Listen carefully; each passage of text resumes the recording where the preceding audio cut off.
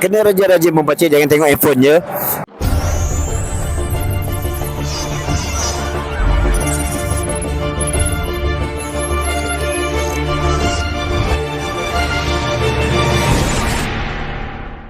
Assalamualaikum warahmatullahi wabarakatuh. Salam sejahtera. Saya Aisyah binti Muhammad Izzah dari Kru TV PSS Sekolah Kebangsaan Bayan Baru.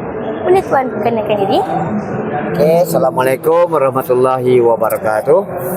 Nama betul saya Ibrahim bin Anon ataupun nama panel dikenali dengan nama kartunis Ujang. Terima kasih.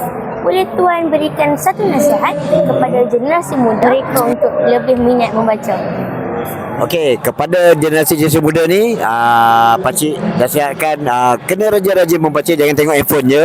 Sebab kalau kita tengok handphone, dalam internet ni media dia tidak terkawal. Sebab semua orang boleh masukkan artikel, semua orang boleh menulis, semua orang boleh ambil sumber-sumber daripada yang tidak sahih.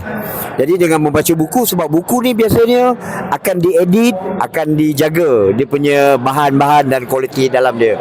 Jadi dengan membaca ni kita akan dapat menambah ilmu pengetahuan kita dengan maklumat yang sahih, yang benar, yang lebih jelas. Dan dengan buku juga kita boleh buat reference. Maknanya kalau kita dah baca, kita dapat sahih dia tu, kita boleh tanya pula pada kawan-kawan, pada cikgu-cikgu, pada pensyarah kan. Jadi kepada generasi baru ni, pakcik galakkan semua datang ke pasar buku selalu. Sebab ada banyak tajuk yang mungkin menarik minat dia orang.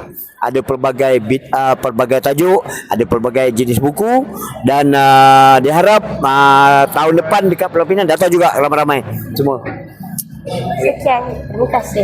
Alright. Diharapkan penganjuran program ini dapat menjadi platform memperkasakan budaya membaca dalam kalangan murid sekaligus dapat mengeratkan hubungan dan perkongsian ilmu antara negara-negara Asian melalui dunia penerbitan dan literasi. Sekalun penghargaan kepada pihak penganjur, para penerbit, penulis serta semua pengunjung yang bersama-sama memeriahkan Pesta Buku Asian Pulau Pinang 2026. Kami, Kru TV PSS Sekolah Kebangsaan Bayan Baru mengucapkan terima kasih kerana terus bersama kami.